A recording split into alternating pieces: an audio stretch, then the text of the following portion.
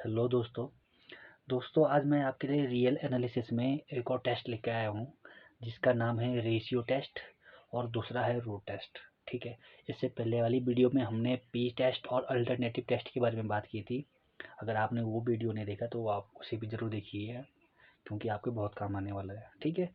और आज हम बात करेंगे ratio test and root test. देखिए रेशियो टेस्ट होता क्या है। हमारे पास क्या क्या होगा, एक let summation a n be a positive term series of a real number. ठीक है। हमारे पास रियल नंबर का कोई पॉजिटिव टर्म होगा, उसका समेशन मतलब A1 plus A2 plus A3 ऐसे कोई इनफाइनाइट टर्म होगा, इनफाइनाइट सीरीज होगी। तो उसको हम कब कन्वर्जेंट बोलेंगे, कब डाइवर्जेंट बोलेंगे, हमें क्या निकालना होगा, उसका पहले ए एन टर्म निकालना होगा। ठीक है। फिर हमें उसका an+1 वाला टर्म निकालना होगा।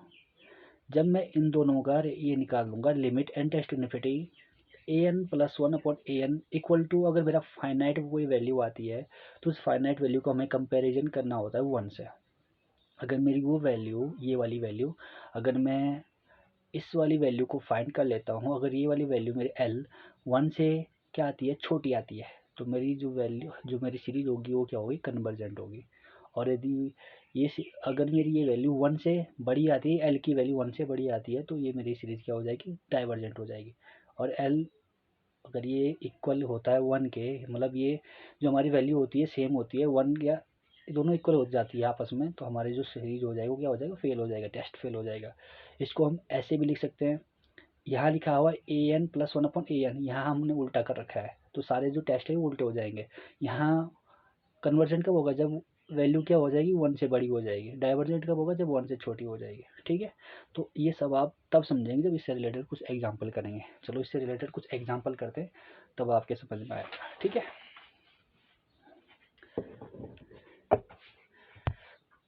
क्वेश्चन में देखिए, क्वेश्चन में यहाँ पे हमारे पहला क्वेश्चन क्या है।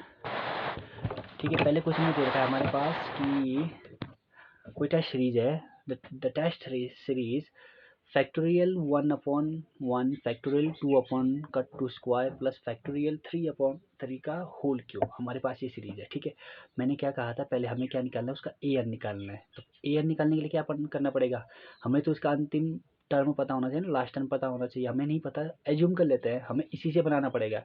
पता है ना ऊपर सीरीज में क्या चल रहा है, फैक्टोरियल तो सब में आ रहा है, चल क्या रहा है, 1 के बाद 2, 2 के बाद 3, एन की मैं बोल सकता हूँ कि जो मेरा ए एन टर्म क्या हो गया है, factorial n upon, similarly denominator में भी वही है ना, 1 2 3, लेकिन पावर क्या हो रहा है, एक बढ़ती जा रही है, तो मैं लिख सकता हूँ एन की पावर एन। तो मेरा क्या आ गया, ए एन कैसे निकाल दिया मैंने, फैक्टोरियल एन अपॉन एन की पावर एन। सिमिलरली मैं इसी से ए एन प्लस वन निकालूंगा, जहाँ एन है वहाँ n+1 पुट कर दूंगा, तो मेरा ए एन प्लस वन की वैल्यू भी निकल जाएगी। अब मुझे करना क्या है, पहले लिमिट छोड़ो, पहले आप ये लिमिट भूल जाओ थोड़ी देर के लिए, पहले मुझे an+1/an की वैल्यू निकालो। जब इन दोनों का रेशियो आप निकालेंगे, इन दोनों को कट फट जाएगा, तो मेरा आंसर क्या आ जाएगा यहाँ पे, 1/1+1/n की पावर n, ये आ जाएगा। अब इसमें limit n tends to infinity find रख दो।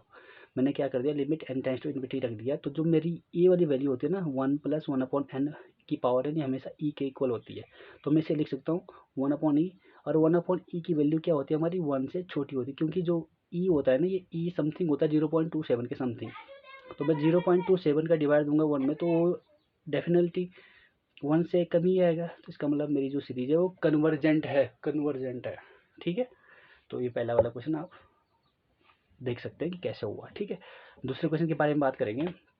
दूसरा क्वेश्चन क्या है हमारे पास, कि कोई सीरीज है, इनफाइनाइट सीरीज है, बढ़ती जा रही है, हमें पता नहीं इसका लास्ट टर्म क्या है, हमें वो फाइंड करना है। थोड़ी देर के लिए हम एज्यूम कर लेते हैं।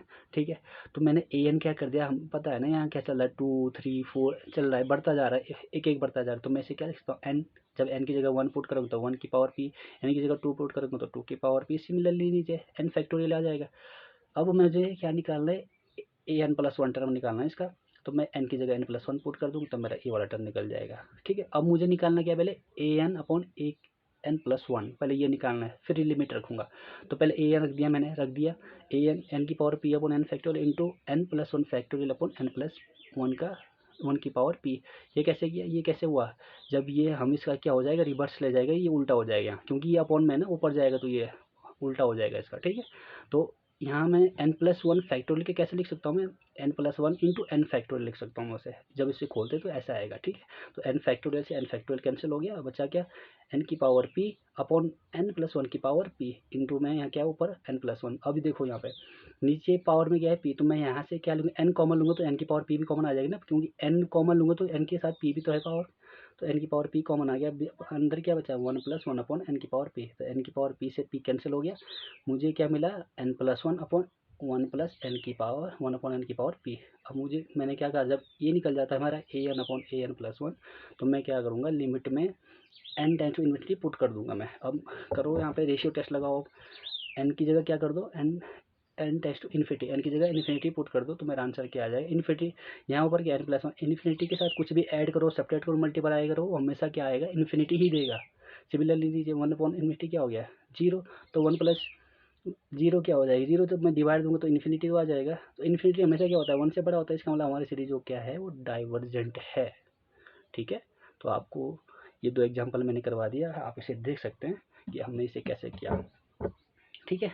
अगर आपको मेरा वीडियो अच्छा लगा है तो प्लीज़ मेरे चैनल को सब्सक्राइब कीजिएगा और वीडियो को लाइक एंड शेयर भी ज़रूर कीजिएगा। Thank you.